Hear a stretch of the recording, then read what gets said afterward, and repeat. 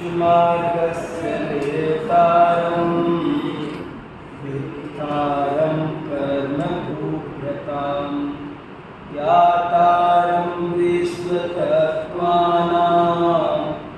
वन्दे तद्गुणलब्धये वन्दे तद्गुणलब्धये।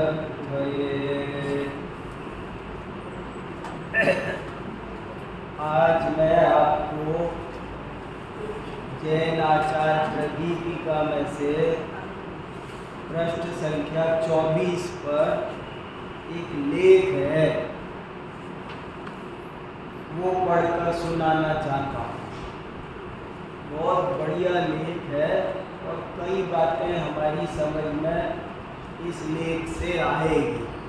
छोटा सा लेख है लेकिन कई बातें इससे जैन आचार्यों का दृष्टिकोण, उनकी बात कहने का, समझने समझाने का क्या तरीका है, वो सब समझ में आएगा।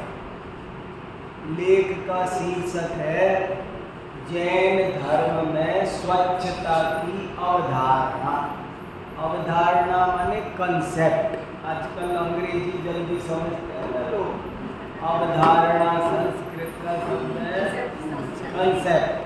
स्वच्छता की क्या कंसेप्ट जैन धर्म में है, ये इस बारे में लिखा है। आप सब जानते हैं कि शुरू में भारत सरकार ने ये बात बहुत जोर शोर से फैलाई थी, स्वच्छता अभियान 2 अक्टूबर स्वच्छ भारत। जगह जगह वो जो बहुत आंदोलन चला था, तब भारत सरकार में ये स्वच्छता अभियान कैसे बढ़िया से बढ़िया चलना चाहिए, इस पर विचार करने के लिए उन्होंने कुछ विद्वानों को भी बुलाया था।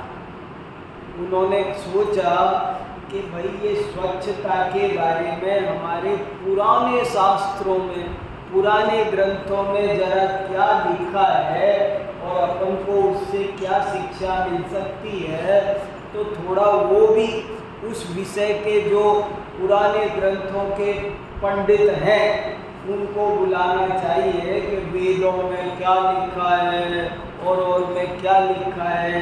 तो उन्होंने 10 विद्वान बुलाए थे और एक मीटिंग रखी थी कि ये स्वच्छता के बारे में आप लोग क्या सोचते हो। नेता जो सोचते हैं वो तो चिल्ला रहे, कह रहे हैं, लेकिन विद्वानों से पूछा कि आप लोग क्या सोचते हो स्वच्छता के बारे में, शास्त्र क्या कह रहे हैं स्वच्छता के बारे में, कुछ आप भी बताओ। तो सब अलग अलग धर्मों के, संप्रदाय के विशेषज्ञ उन्होंने बुलाए थे। तो जैन शास्त्र क्या कहते हैं स्वच्छता के बारे में, इस बारे में उन्होंने मुझको बुलाया। मैं गया था वहाँ पर। वो जो 10 आदमी की मीटिंग हुई भारत सरकार में कि स्वच्छता का क्या स्वरूप होना चाहिए और कैसे बात आगे बढ़ानी चाहिए, इस बारे में जैन शास्त्र जो 2-3 हजार साल पुराने हैं वे क्या कहते हैं, जैन आचार्यों का क्या मानना है। तब मैंने ये लेख लिखा था, वहाँ लेख भी दिया था और वहाँ पर इस लेख के आधार पर भाषण भी किया था, अपने सुझाव भी दिए थे कि ये स्वच्छता के बारे में जैन धर्म क्या कहता है, जैन आचार्य क्या कहते हैं और आप जो सोच रहे हैं उसमें क्या करेक्शन करना चाहिए, ये हमने उनको बताया। तो कुल मिलाकर के जो कुछ कहा उसका एक निष्कर्ष आखिर में लिखा हुआ है, वो लाइन निष्कर्ष पहले बता देता हूँ। हालांकि कुछ लोग कहते हैं निष्कर्ष पहले क्यों बताते हो, पर हम तो निष्कर्ष आपको पहले बता देते। निष्कर्ष हमने ये नारा दिया कि जैन धर्म कहता है सफाई रखना जरूरी है, सफाई करना मजबूरी है। अगले पेज पर आखिर में नीचे ही नीचे चौथे पेज नंबर 27 पर सबसे नीचे, पेज नंबर 27 पर, हाँ, और सबसे नीचे लिखा हुआ है बॉक्स में, सफाई रखना जरूरी है, सफाई करना मजबूरी है। मैंने वहाँ नारा दिया था कि ये नारा दो और सफाई के बारे में जो हमारे प्राचीन ऋषि मुनियों का चिंतन है वो 2 लाइन में ये है, क्या है? सफाई रखो, सफाई करो।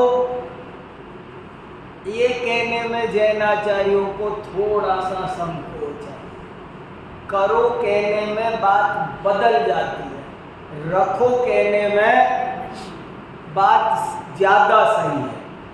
ज्यादा सही बात यह है कि सफाई रखो, सफाई करो, करो मत चिल्लाओ। करो कहने में तो थोड़ा सा हमको झिझक है, ऑब्जेक्शन है। क्यों? सफाई करने को हम आलोचना का विषय मानते हैं, प्रायश्चित्त का विषय मानते हैं।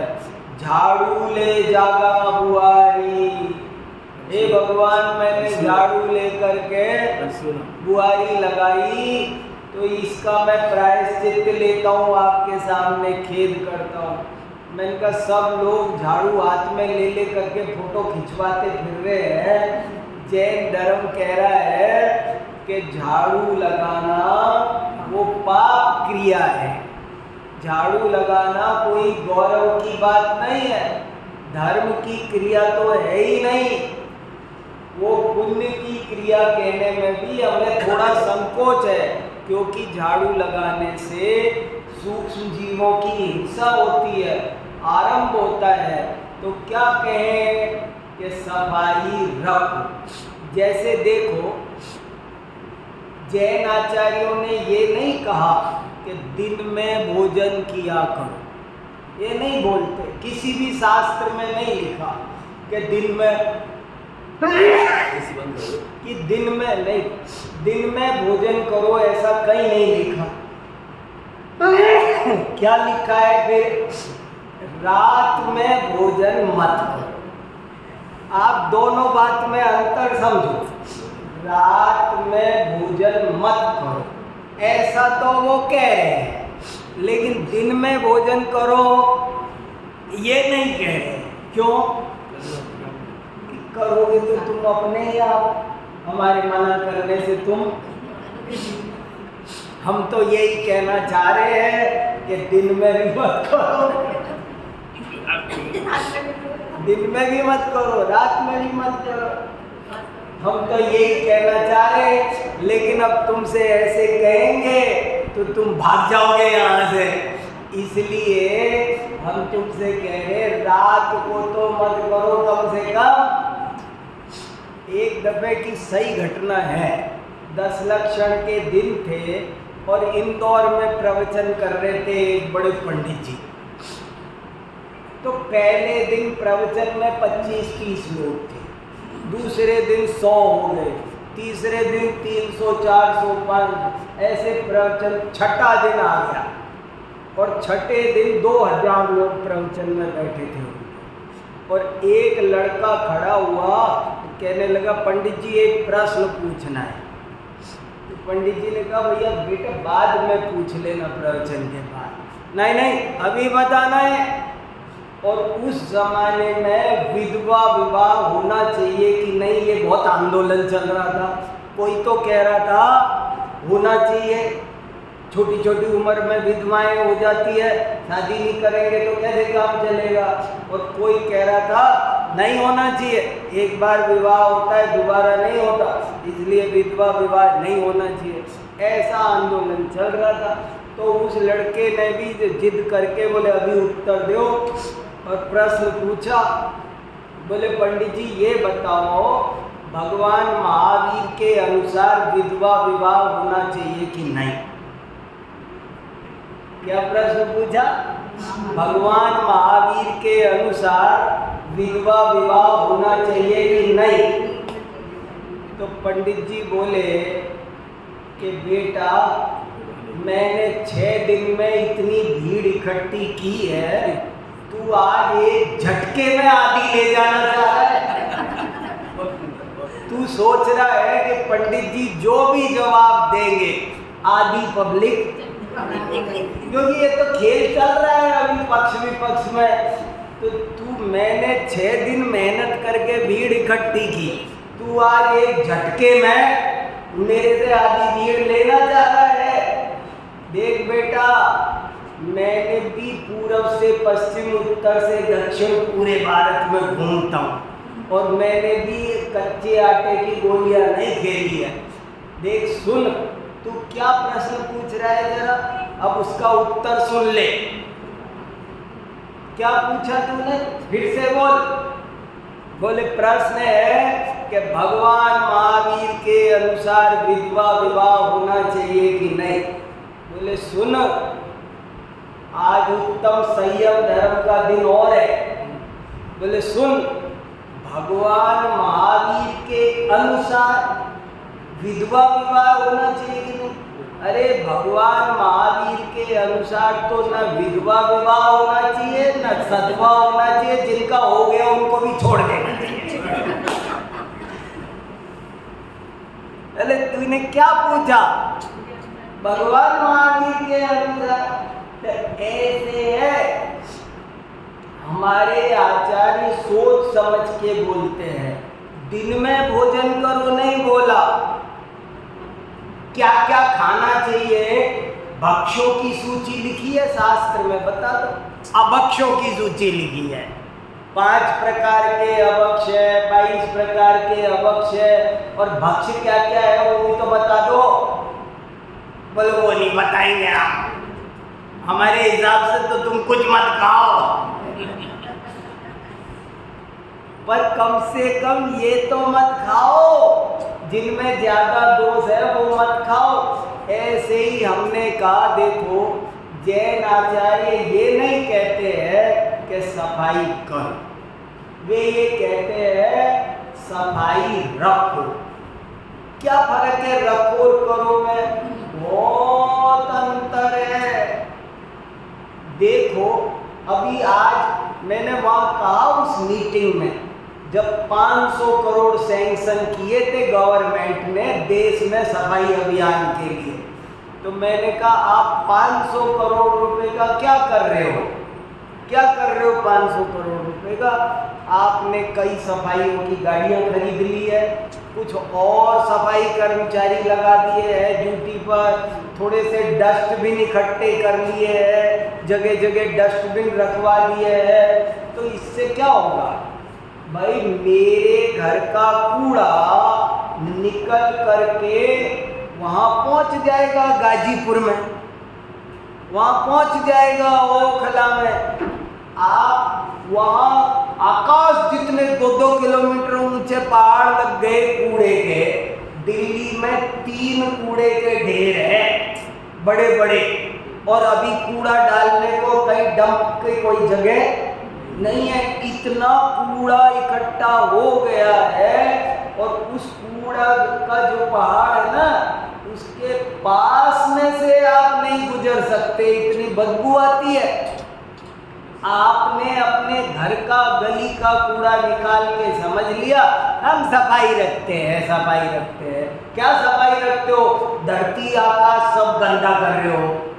आप ऐसा कोई तरीका अपनाओ कि जिससे गंदगी पैदा ना हो, कूड़ा पैदा नहीं हो। मैंने कहा आप 500 करोड़ इस बात में खर्च कर रहे हो कि कूड़े को साफ किया जाए, 25 करोड़ मेरे कहने से इस बात में खर्च कर दो कि कूड़ा पैदा ना हो। पैदा नहीं होगा तो बेटर है। पहले के ज़माने में, मैं एक छोटे से गांव का रहने वाला हूँ, मैंने खूब देखा है, आपने भी देखा होगा। हमारे गांव में सारे गांव का कूड़ा, गांव के बाहर एक कूड़े का ढेर लगता था। हाँ, कूड़े पे वो कूड़े का ढेर लगता था, वो ढेर लगता था। सो जब बरसात आती थी तो वो सारा खेत में डल जाता था, खेत खत्म। कोई गांव में कोई कूड़ा नहीं बचता था, थोड़ा सा कूड़ा निकलता था और उसको कोई गाय खाती थी तो गाय को केले के छिलके तो गाय ने खा लिए। जो कुछ कूड़ा बचा थोड़ा बहुत वो बूढ़े के तेल बन जाता था पूरे गांव का, और वो भी बरसात आते ही खेत में खाद के रूप में वो घर के ले जाते काम आ जाता था, बिक जाता था, वो भी बिकता था और कुछ नहीं बचता था। और आज हमने कैसा विकास किया है, हम विकास कर रहे हैं। मैंने इसमें लिखा है विकास के नाम पर विनाश की आंधी चला रहे हो।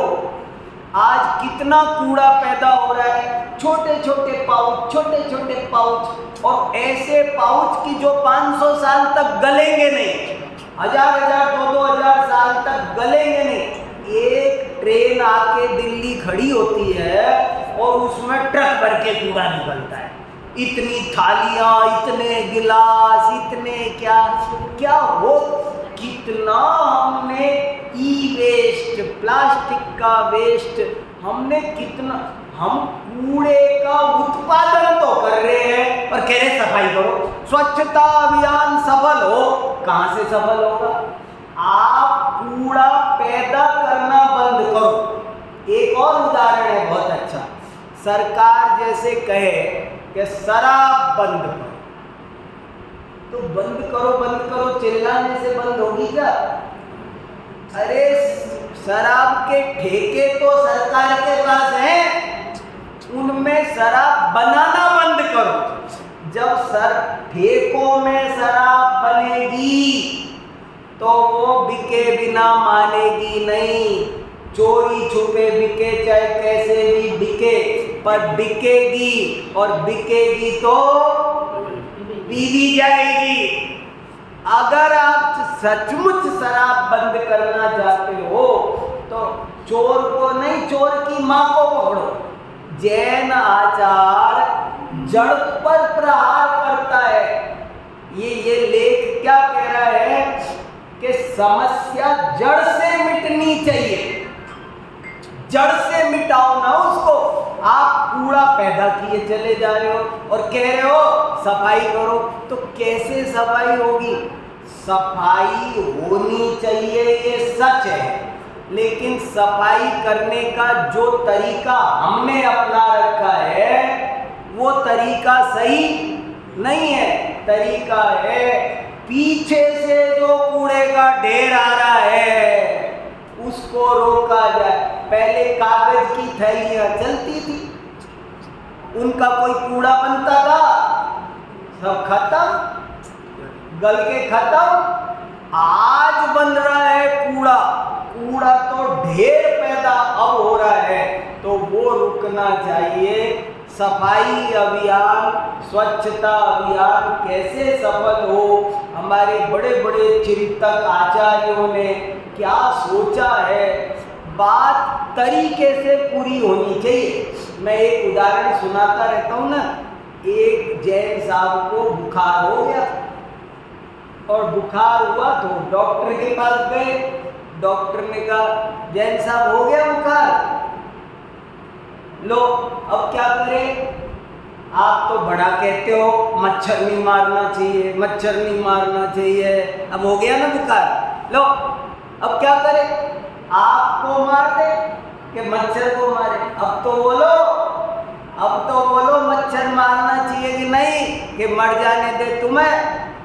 तो वो जैन साहब बोले कि देखो डॉक्टर साहब, मैं आपसे बहस नहीं कर सकता, मेरे को तो महावीर भगवान ने जो सिखाया है उतना सा मुझे आता है। आपको बहस करनी हो तो महावीर भगवान से बात करो।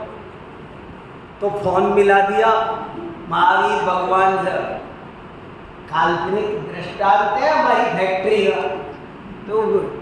तो महावीर भगवान को फोन मिला दिया। महावीर भगवान बोले हाँ बोलो भाई, कैसे बात की? तो बोले साहब वो बात ये है कि आप कहते हो मच्छर नहीं मारना चाहिए, और नहीं मारते हैं तो मलेरिया और बुखार हो रहा है, मारते हैं तो हिंसा हो रही है, हम तो धर्म संकट में पड़ गए, अब आप बताओ क्या करें। तो महावीर भगवान ने जो उत्तर दिया वो ध्यान से सुनने लायक है। उन्होंने कहा, रे भले आदमी, मैंने तुमको जो बात कही थी वो तुमने पूरी नहीं सुनी। मैंने तुमसे कहा था रात को खाना मत खाया करो, रसोई में जूठन मत फैलाया करो, कूलर में पानी मत छोड़ा करो। अगर तुम मेरी पूरी बात मानते तो मच्छर पैदा ही नहीं होते, ना मारना पड़ता, ना बुखार होता। देखो, काम करने का तरीका सीखना है। हमारे तरीके में गड़बड़ है, हमारा डिफेक्ट है। हम हर काम को गलत तरीके से करते हैं और बिगाड़ देते, बाद में कहते हैं अब बताओ हम क्या करें। तो तुमने बिगाड़ तो बुरी, सुनते तो पूरी बात हो नहीं।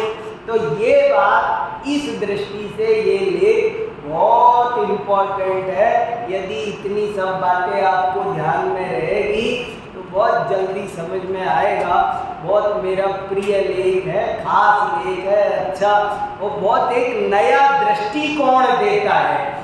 इस ढंग से कोई सोचता नहीं है, हाँ सफाई होनी चाहिए, क्या होनी चाहिए, ऐसा काम करो कि सफाई की जरूरत ना पड़े। गंदगी क्यों करो, गंदा करना ही क्यों, और मजबूरी में कोई हो।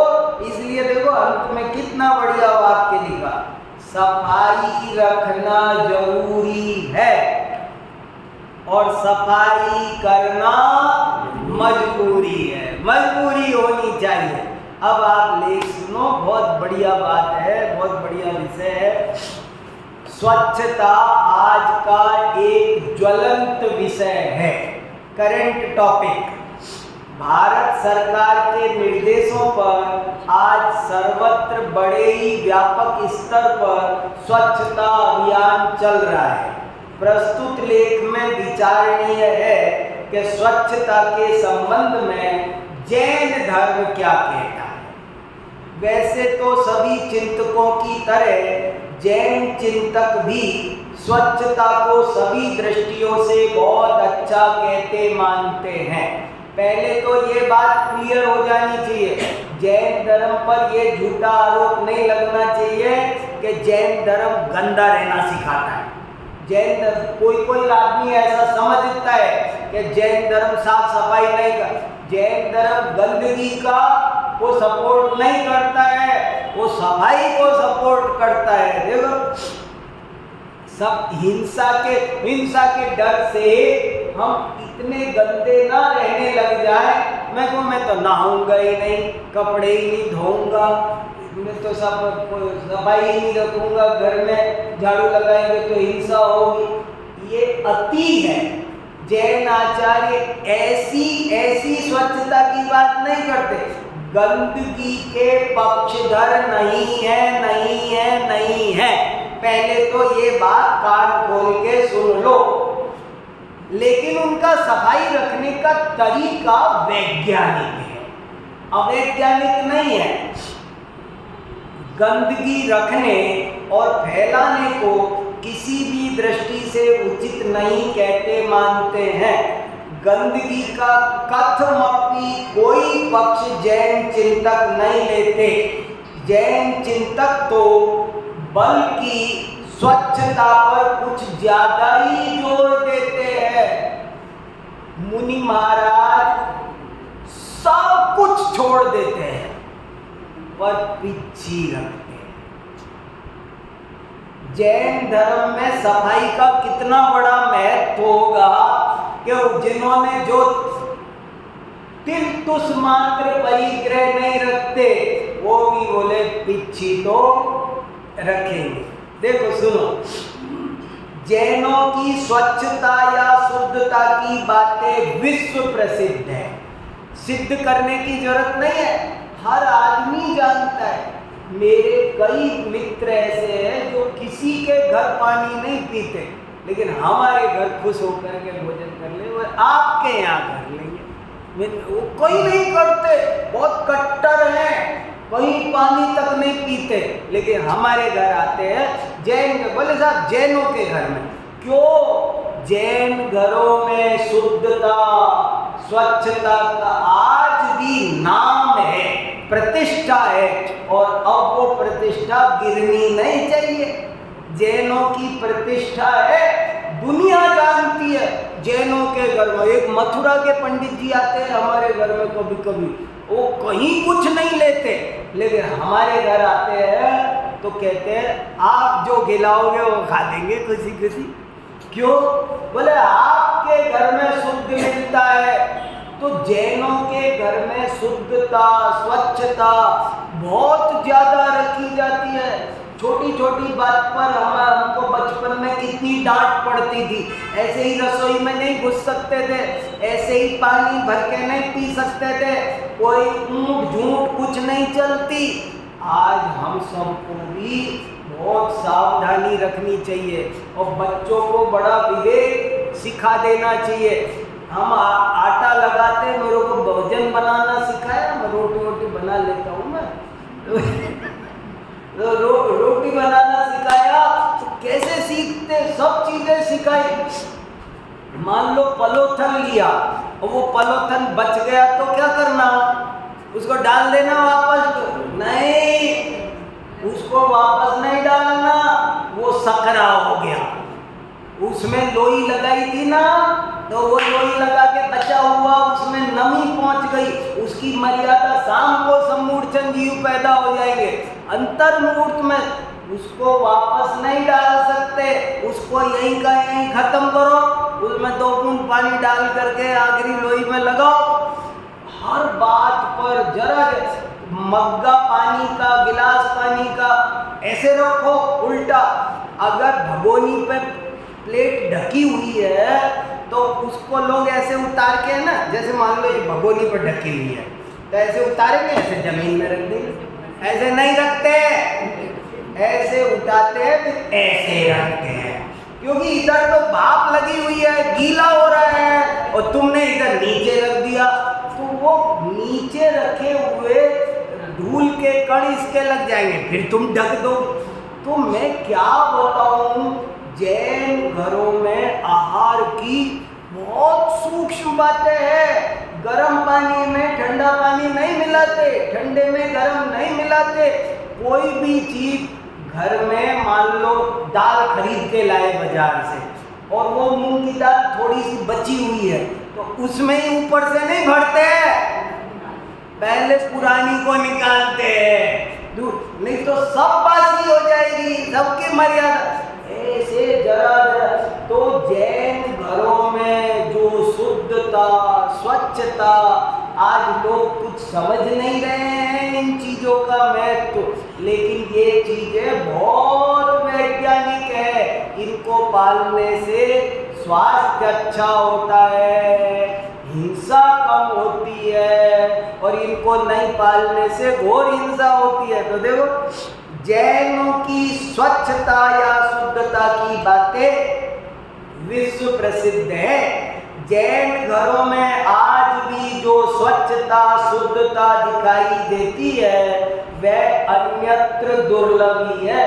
अरे आप तो कह रहे हो ये काम क्रिया करने की, मुंह से बोलते भी क्या है इसका ध्यान रखते, कुछ भी नहीं बोल देते, जरा सा भी, जरा लौकी छीलना, कोई इसकी स्किन उतारना। अरे स्किन, पागल हो गए तुम? अरे क्या फलों को ये जरा टमाटर काट देना वाट देना नहीं बोलते जैन घरों में। संवारना, कैसी शब्दावली रसोई में, हिंसक शब्दावली नहीं आ सकती, एक और क्रिया तो दूर की बात। इसलिए जैनों की जो शुद्धता स्वच्छता की बातें हैं वो बहुत अपूर्व है। और देखो क्या लिखा, अन्यत्र दुर्लभ है।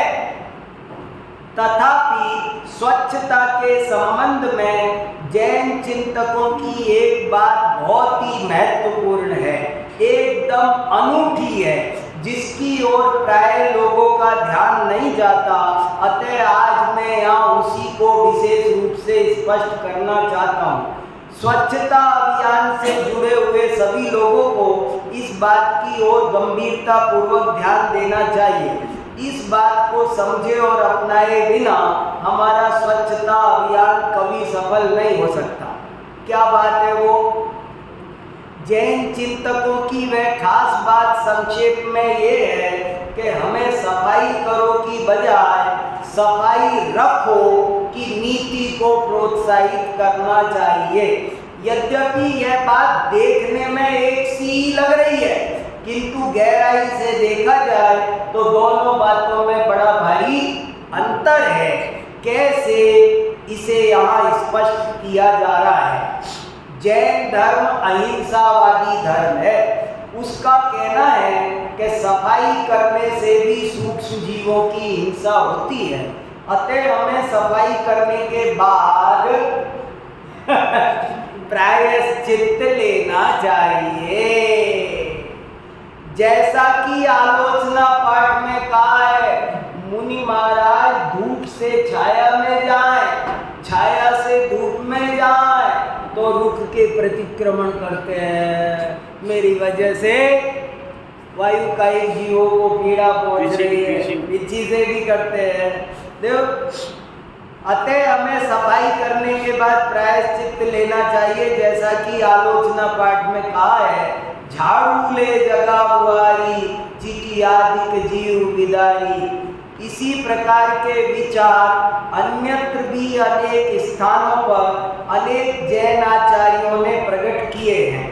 इनसे ज्ञात होता है कि जैन धर्म झाड़ू आदि से सफाई करने को अच्छा कार्य नहीं मानता है, अपितु उसकी गणना पाप कार्यों में ही करता है और उसका प्रायश्चित्त लेने का विधान भी बताता है। किंतु इसका अर्थ यह नहीं समझना चाहिए कि जैन धर्म गंदगी का पक्षधर है।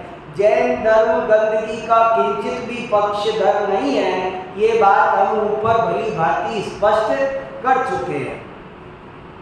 दरअसल बात यह है कि जैन आचार्य सफाई रखो ये तो कहते हैं, किंतु सफाई करो ये नहीं कहते हैं। गंदगी मत फैलाओ ये तो कहते हैं, किंतु झाड़ू आदि से सफाई करके हिंसात्मक कार्य करो ये नहीं कह रहे हैं। तथा उनका यही चिंतन यहाँ बहुत महत्वपूर्ण है जो ध्यान से समझने योग्य है। सफाई रखना और सफाई करना दोनों बातों में बड़ा अंतर है। जैन आचार्यों के ये विचार ऊपर से देखने पर किसी को कुछ अटपटे से लग सकते हैं, किंतु यदि गंभीरता पूर्वक चिंतन किया जाए तो बड़े ही काम के सिद्ध होते हैं, क्योंकि इन्हीं से हमारी समस्या समूल समाप्त होगी। समूल माने मूल से, जड़ से खत्म हो, नहीं तो नहीं होगी। आप अपने घर का कूड़ा तो निकाल दोगे, पर गाजीपुर ओखला मंडी में ढेर लगा दोगे। देखो, जैन आचार्यों के ये विचार स्वच्छता अभियान को सफल बनाने के लिए बड़े ही काम के हैं, अत्यंत मौलिक एवं अर्थपूर्ण है। इनमें बड़ा रहस्य छुपा हुआ है। इसके द्वारा जैन आचार्य कहना ये चाहते हैं कि हमारी जीवन शैली ऐसी होनी चाहिए कि कूड़ा फैले ही नहीं, क्योंकि यदि कूड़ा उत्पन्न होगा तो वह कहीं न कहीं तो रहेगा ही और उससे वातावरण गंदा होगा ही। मेरे घर का ना सही, दूसरे के घर का सही, पर होगा तो सही। आज हम देख रहे हैं कि हम अपने घर या कार्यालय को तो जैसे तैसे स्वच्छ कर लेते हैं, दिखाने को सफाई बहुत कांच जैसे चमकाने में लगे पड़े ऑफिसों को, वैसे तो सब कर रहे हैं, परंतु वहां से जो ढेर कूड़ा निकलता है उससे बड़े बड़े कूड़े के पहाड़ खड़े हो रहे हैं, उनमें से दुर्गंधित गैसें निकलती रहती है, नाना प्रकार की भयंकर समस्याएं खड़ी हो रही, प्रदूषण फैल रहा है। दिल्ली गैस चैम्बर बन गई कूड़ों के कारण, कितना पॉल्यूशन हो गया। वर्तमान में दिल्ली को ही देख लीजिए, यहाँ भलस्वा और गाजीपुर में तो दो बड़े बड़े कूड़े के पहाड़ बनी गए। सरकार ने अभी अभी दो और स्थान इस कार्य के लिए आवंटित कर दिए हैं। समझ में नहीं आ रहा है कि ऐसा कब तक किया जाएगा। वो दो भी बढ़ जाएंगे, फिर और दो कर देना।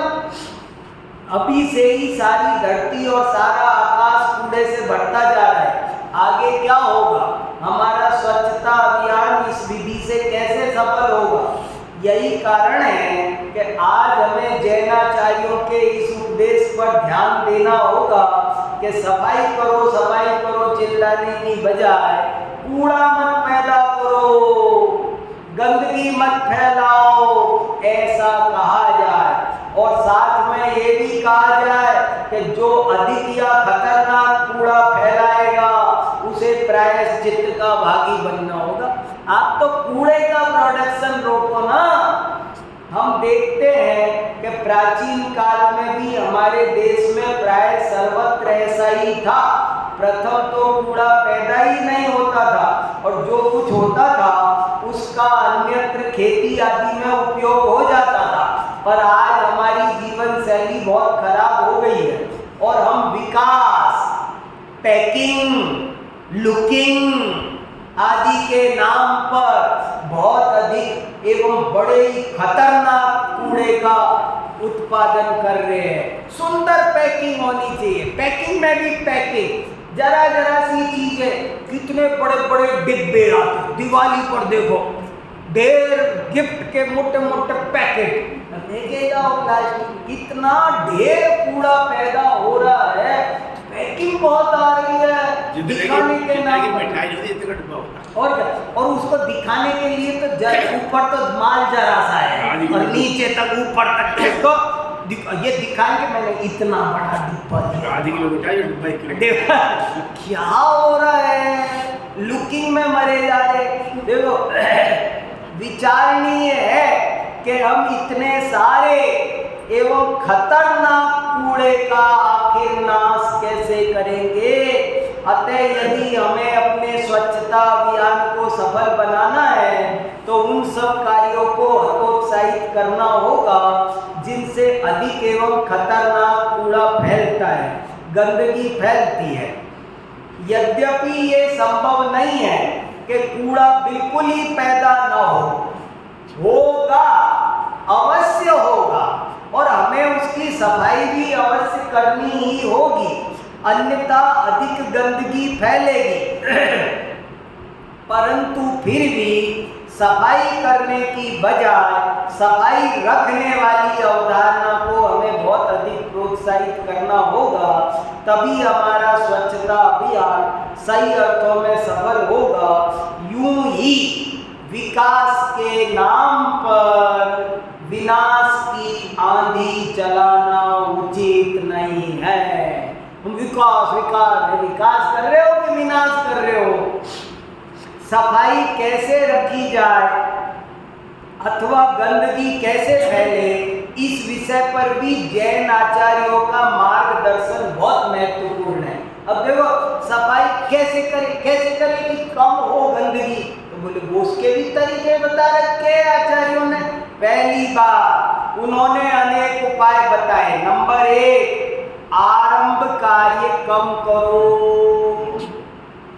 देखो कोई भी काम करना हो, आप उतनी रोटियां क्यों बना रहे हो जो काम में नहीं लग रही है?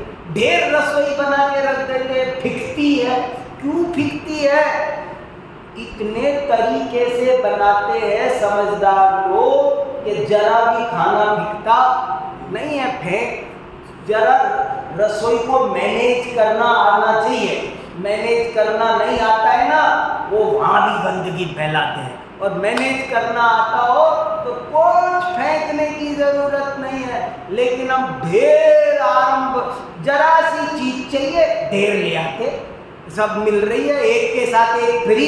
मॉल में जाओ, भर लाओ टोकरियां भर भर करके, बाय 1 गेट 1 फ्री। और फिर क्या करें कि मुझे जरूरत नहीं है, डॉक्टर साहब को दे दूंगा, डॉक्टर साहब वैसे ही दुखी है, वो उनको दे देंगे। माल एयर ट्रांसफर हो रहा है।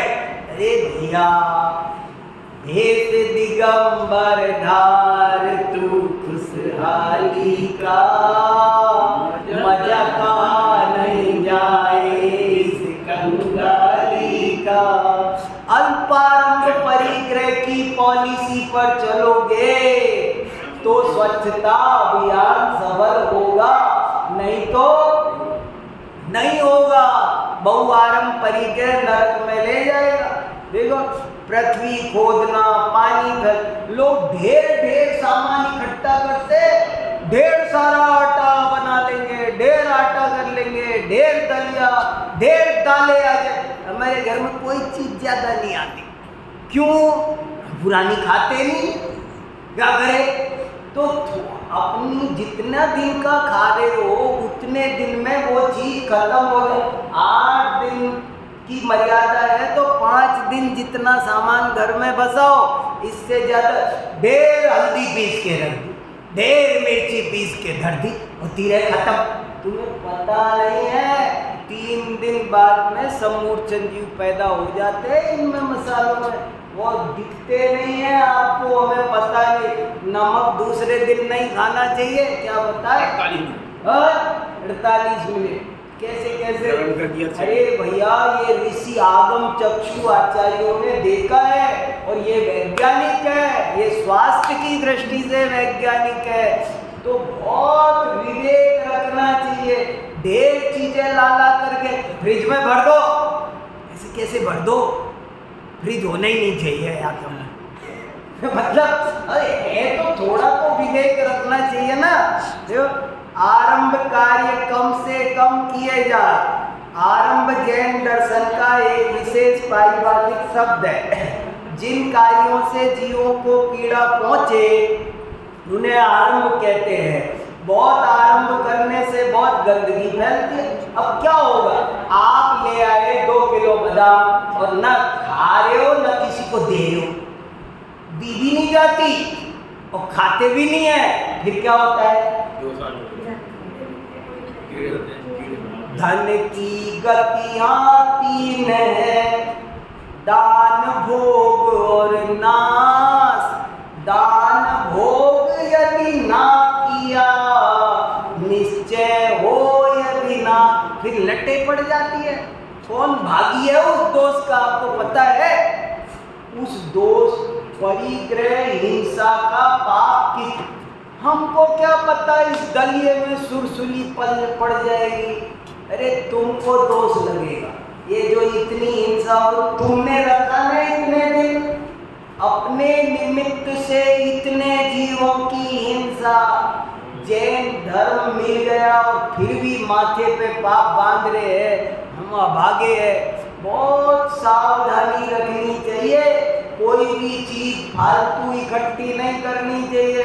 फालतू चीजें इकट्ठी, कपड़ा ये कुर्ता पहना, जाके रख दो इसको तय करके, 15 दिन बाद फिर पहनो। अरे इसमें जो पसीने आ गए समूर्छन जीव, इसी को तुझे पहनना है, कल और पहन ले। रखना तब जब धुल जाए। गंदे कपड़े रखने नहीं चाहिए। गंदे कपड़ों में पसीना होने से समूर्छन जीव पैदा हो जाते हैं। बहुत जरा जरा सी चीज में, हमें तो याद है बहुत, हमारे माताजी पिताजी ने खूब एक एक बात सिखाई। अब आजकल नए बच्चों को सिखाना बड़ा कठिन हो रहा है, लेकिन पर थोड़ा तो ध्यान अपन रख सकते हैं। देखो, परिग्रह कम से कम इकट्ठा किया जाए। अनावश्यक परिग्रह इकट्ठा करने से बहुत गंदगी फैलती है। अनावश्यक वस्तुएं काम नहीं आ पाती, खराब हो जाती है। परात में आटा लगाते ना, तो हम ऐसा लगाते हैं कि आप आटा उठा लो, पता ही नहीं चलेगा परात में आटा लगाए। और एक आदमी ऐसा लगाएगा सारी परात सान के धर देगा, वो मांजने में ज्यादा पानी लगेगा। कितने हर चीज को काम को करने का तरीका होता है, और अपने से जितना यथाशक्ति, मैं ये नहीं कह रहा जबरदस्ती, पर जितना पॉसिबल हो उतना सुधार करना चाहिए। शुद्ध सात्विक शाकाहारी भोजन किया जाए। भोजन की कच्ची पक्की सारी सामग्री अत्यंत सीमित मात्रा में अत्यंत सावधानी से रखी जाए, भोजन वेस्ट ना किया जाए। बच भी गया तो समझदारी से, खाने वालों की कमी नहीं है, तो बहुत लोग हैं खाने वाले, किसी न किसी को खिला दो, पशु पक्षी को खिलाओ, पर उसको सड़ने दोगे तो जीव हिंसा का पाप हमको लगेगा। उसे जल्दी खत्म करो, बाद में काम आ जाएगा। बाद में खुद भी नहीं खाते, फिर वो खराब हो जाता है। नहीं, खाना है तो खा लो, और नहीं खाना है बाद में खा लूंगा के चक्कर में बच्चा के मत रखो, उसे निपटा देना चाहिए। नदियों को पवित्र रखा जाए, उनमें घुसकर स्नान धोवन आदि न किया जाए, नदियन बिच चीर दुआए। इसी प्रकार के और भी अनेक उपाय बताए हैं। यदि हम इन सब उपायों पर गंभीरता पूर्वक ध्यान दें तो सहज ही गंदगी कम फैलेगी और हमारा स्वच्छ भारत अभियान पूर्ण सफल हो जाएगा। जैन शास्त्रों में स्वच्छता के बहुत सारे सूत्र मिलते हैं। अल्पारम परिग्रह आपको सुनाया, यत्नाचार प्रवृत्ति करो, अनर्थ दंड से तो बचो, कम से कम आप नहा लो, कोई मना नहीं कर रहा, पर नहाने के बाद तो नल बंद करो। फालतू में नल खुला है, पानी फालतू फेंक रहा है तो गंदगी फैलेगी। देखो, मुनि महाराज के 5 समितियां होती है, वो 5 समितियां स्वच्छता अभियान की है। हमारे जैनों की पूजा पद्धति देखो, आप औरों के मंदिरों में चले जाओ और जैनों के मंदिर की यहाँ की साफ सफाई बता दो, दूसरों के मंदिरों की साफ, आप ढेर गंदगी फैल रही होगी, फूल पड़े हैं, क्या पड़े, क्या ढेर मंदिरों में गंदगी होती है वो। लेकिन जैन मंदिरों में आप देखो, भगवान की वेदी के पास भी वहाँ बर्फी चढ़ेगी, लड्डू चढ़ेंगे, तोड़े जाएंगे, फोड़े जाएंगे, वही तोड़ करके पंडित जी को आपको दे, नहीं, ये सब कुछ नहीं। तो जैन धर्म कितना स्वच्छता वाली दर्शन है, ये मैंने वहाँ मीटिंग में रखी ये बात, और वही आपको मैंने बताई है कि जैन आचार्यों ने स्वच्छता के बारे में बहुत सीरियसली सोचा। हमारे घरों में कोई बासी भोजन नहीं बचता है, हर चीज की मर्यादा, अंतर्मूर्त। सुन करके आपको लगेगा, हे भगवान कितनी सूक्ष्म बात है, देखो तो सही। और जितने भी जैन शहर थे इतिहास में, वैशाली की सफाई विश्व में प्रसिद्ध है। अयोध्या की सफाई पढ़ो महापुराण में, कितना साफ सुंदर नगर था। तो ऐसे करके, और एक अंदर की बात यह है कि स्वच्छता केवल बाहरी चीज नहीं है, मन की चीज है। शुद्धि को जैन आचार्यों ने 2 भागों में बांटा। स्वच्छता 2 प्रकार की, एक बाह्य स्वच्छता और एक अंदर की स्वच्छता। ऐसे नहीं बार तो सफाई रख ली और अंदर मन गंदा, बोले नहीं, मन की सफाई भी करो, वो प्रतिक्रमण से होगी, प्रायश्चित्त से होगी। तो ऐसे अंतरंग बहिरंग सब प्रकार की स्वच्छता को अपनाओ और सुंदर जीवन जियो। तुम्हारा जीवन स्वच्छ सुंदर होगा तो परिवार का होगा, समाज का होगा और पूरे राष्ट्र का होगा। ये बात मैंने वहाँ सबके बीच रखी थी, इसलिए आपको सुना। वहाँ गवर्नमेंट ऑफ इंडिया मीटिंग हुई थी ना, स्वच्छता अभियान जब चला था 2 अक्टूबर को।